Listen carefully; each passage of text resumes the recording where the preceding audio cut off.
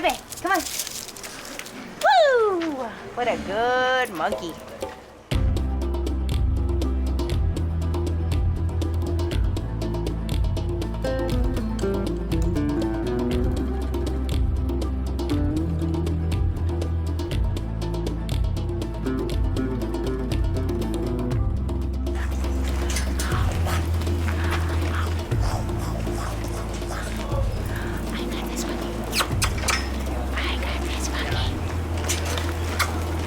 This is who does my hair before I do a shoot.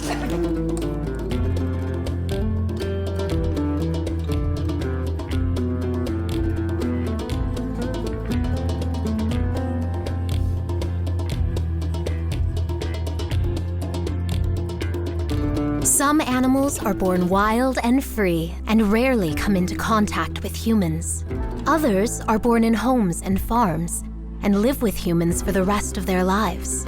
And some of them, like the ones we're about to show, live exactly in between.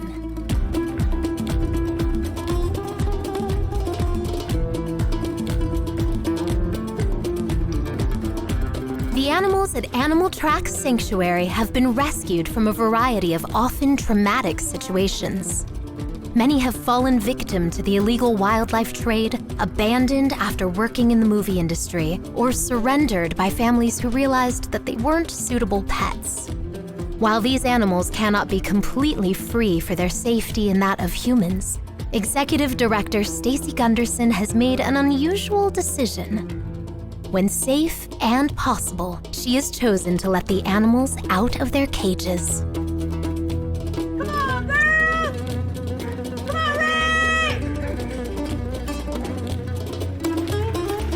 Stacy's animals cannot be returned to the wild for numerous reasons, but they have become accustomed to human care. For some, depriving them of human interaction would lead to depression and a sense of abandonment.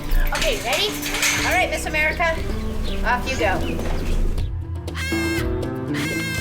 In a secure environment with only trained professionals and volunteers, Stacy's animals are allowed to venture out of their enclosures and enjoy greater freedom. All right, let's go for a walk.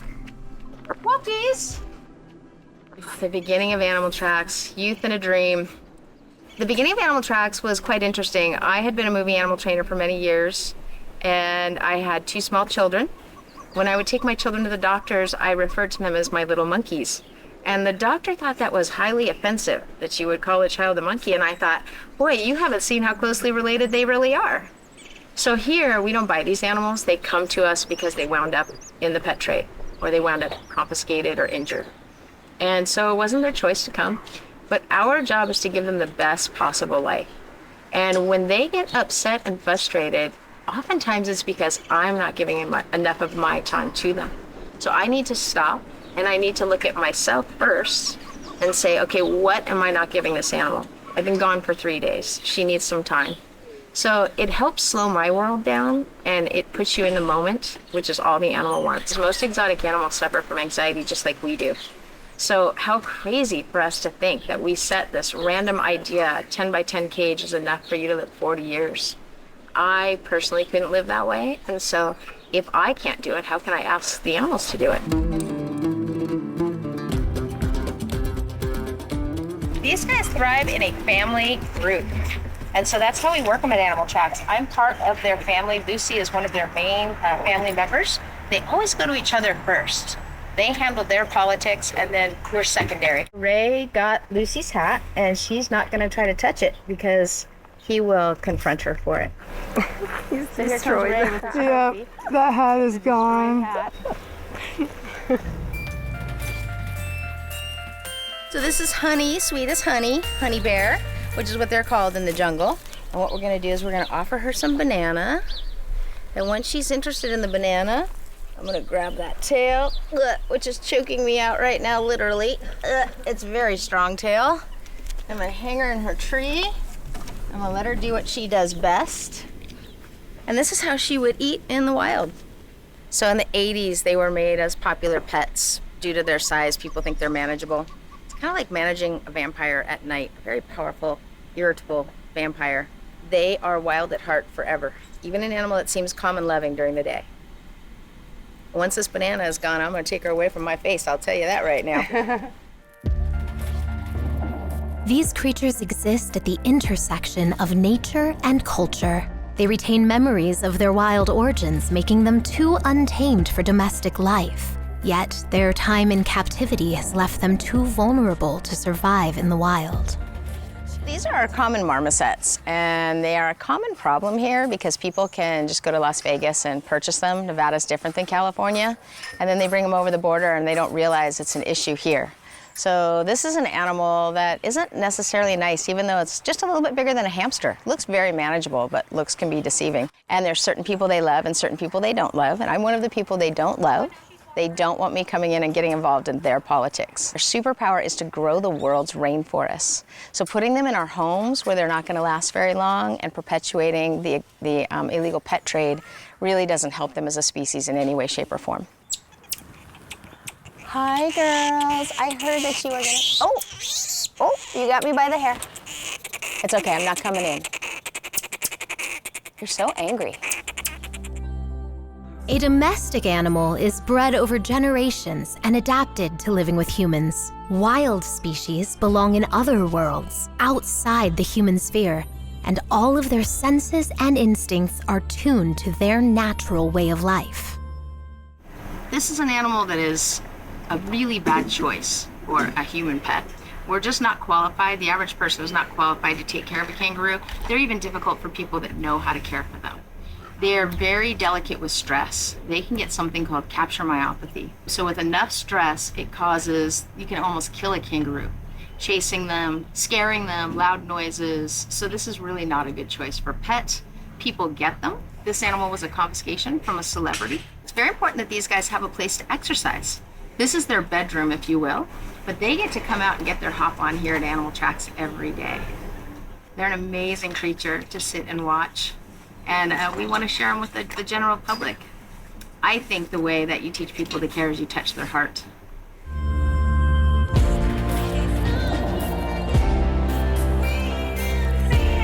Stacy believes that educating others about the individuality, needs, and uniqueness of these animals is a crucial first step toward fostering personal responsibility in conservation efforts.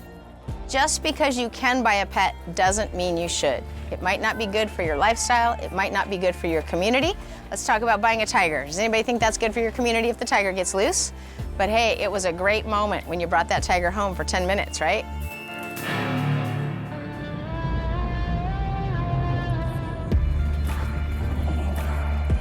I love this place so much. It means the world to me, and now I live here, so I'm here 24/7. And couldn't think of a better place to live. People have to realize that these animals, they have souls just like we do. They're sentient beings, they're smart. They're way smarter than we give them credit for. In a lot of ways, they're way smarter than us. That bond that you can have with a wild animal that chooses to have that bond with you because it's not your choice, it's incredible. All animals, unfortunately, they have that very, very cute factor when they're babies, and they, that the motherly instinct comes out in people, and they're like, oh my gosh, I have to have that animal. And they have the best intentions, but they don't have the knowledge to care for them properly. I like to be of service to them because there's no judgment, there's no criticism. It's just they are very pure souls, and they let you know how it is every single day. And that's a challenge. Sometimes it can be, but just the love that they give you in return, it's just, it saves me every day. It's what makes me keep going. They're my zen. That's where I feel this place is like my church, my sanctuary too. This guy right here was a fur farm fox, so he was going to be a coat last November. And they keep them in horrible conditions. He's only 1.5 years old, and they would pelt every November because that's when they have their full winter coat. He was living in a elevated wire cage with the wooden box for him to sleep in.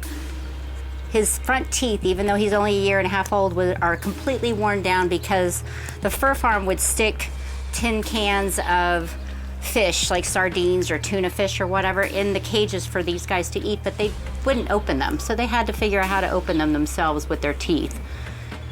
He has his back molars, but all of his teeth, even though he's only 1.5 years old, are completely worn down. The very first day that I met him, he let me pet him. And he hasn't ever once tried to bite. He is still very shy and cautious, as I would be for the rest of my life. But we've already been able to, he's been here for 3 months now, and we've been able to leash him up and take him out on walks. So he is incredibly resilient.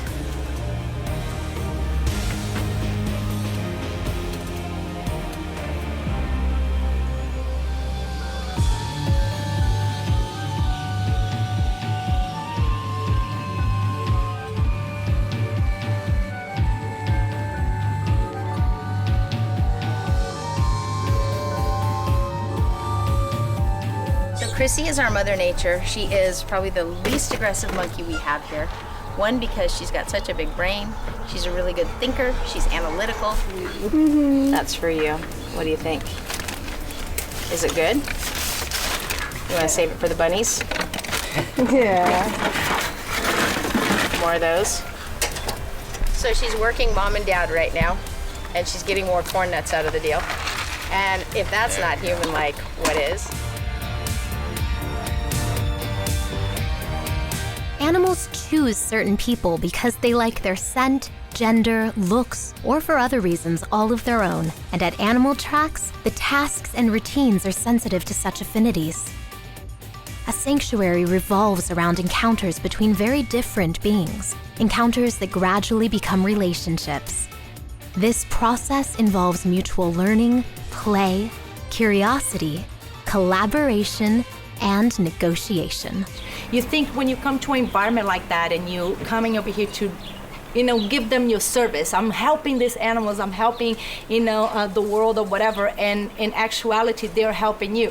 They're helping you understanding about respect, about honor, about love, unconditional love, about unity even, like the monkeys, how they can get something between each other and fight, but at the end of the day, seconds later, they're like, cool, we're family, and if human beings can only do that, right, that we can learn from them, that we can have our differences, we can have our disagreement, but we don't divide, unite even more, and they taught me so much, and I think that's what's beautiful about these animals.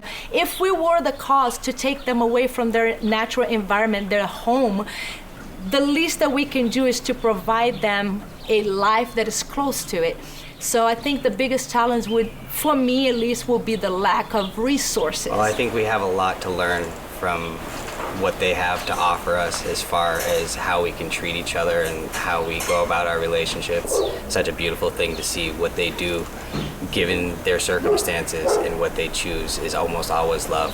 And the fact that they would choose that above everything else is truly amazing, and we only get so many moments as people to just stop and take things in, and they really remind you of what's important. My very favorite part of this work is learning from our owner, Stacy.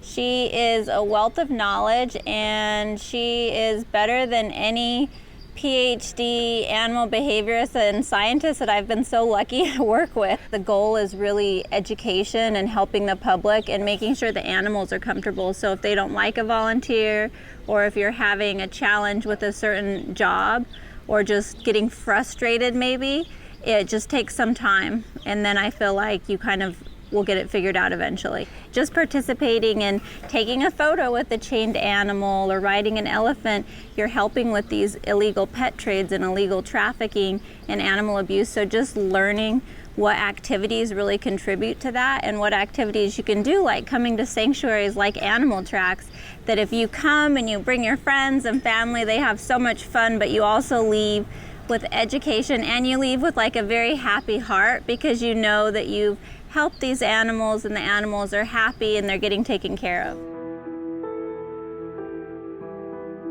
We are intrigued by animals because they are different from us humans, yet we also see likenesses and feel a sense of kinship. Animals appear in our dreams, children's stories, and films, captivating us with their charisma, unique abilities, and intriguing strangeness. Animal sanctuaries like animal tracks exist largely due to the irresponsible exotic pet industry. To change attitudes and practices, we must first understand the impulses that draw us to these animals and how we can both respect and redirect those impulses. I have people come here all the time, I'm gonna buy a monkey. Well, here's the reasons you shouldn't. And if they still say, I'm gonna buy a monkey, I say, okay, well, I'll build another cage because it'll be here sooner rather than later.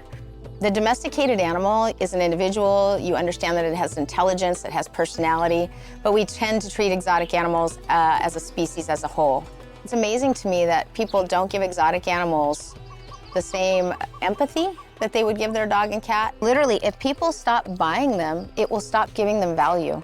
If there's no reason to take them out of the wild, then we won't. And so literally, that's where we gotta get people on board. Ow, don't take my thumb. My thumb is not part of the food. Okay, we have a feeding frenzy going on right here. Bad pet, don't get one of these.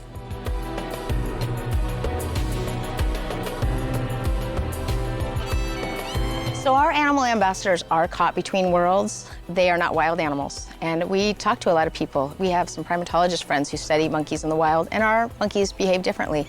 And they're not zoo animals because they do get to come out of their enclosures. So we do have animals caught between cultures. And the way we try to bridge that gap is we study their culture, and of course they study ours. They're very intelligent, and we meet in the middle. Why do we love animals so much? I think animals touch our wild side. We want to feel the wild. So we want people to feel wild here, but we want you to feel wild in a respectful, safe way. These animals are stuck here, and our job is to give them the best possible life. We are not a petting zoo. We are not going to exploit these animals by charging you money so that you can sit next to it and take a picture. We are going to give them the best possible life and let you watch it. And it is a beautiful thing to watch. And hopefully this will inspire us to keep nature wild.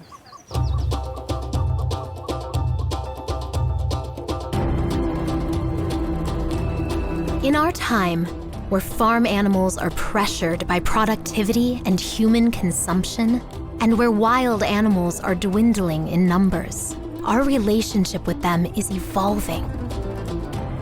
Gradually, we are shifting from controlling, exploiting, and instructing other animals to protecting them, caring for them, and learning from them. We recognize their existence as more precarious and precious. Our success as humans is measured now by the thriving of other beings. At animal tracks, like in other sanctuaries around the world, the animals are teaching their human caretakers how they wish to be treated and how to connect with the wildness within us all. These sanctuaries serve as laboratories of coexistence, where humans learn to respect the sacredness of life and the individuality of animals.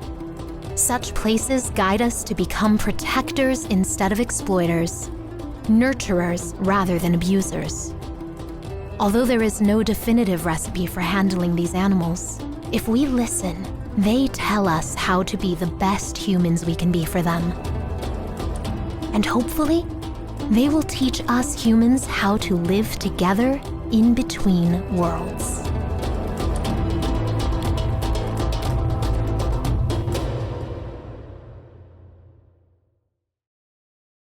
The wolves are going to sing for us. Hold on. The song of my people.